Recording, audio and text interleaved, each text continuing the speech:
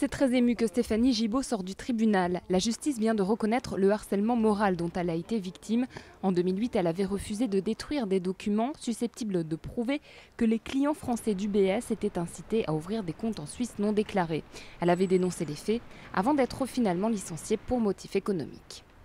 Le fait qu'UBS soit reconnu là-dessus, c'est énorme, notamment pour les lanceurs d'alerte qui sont derrière moi, parce que si effectivement ça peut servir de jurisprudence, ça peut servir pour les autres.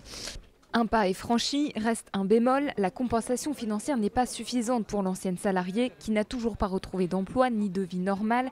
Les défenseurs des lanceurs d'alerte ont décidé d'interpeller François Hollande pour améliorer leur protection.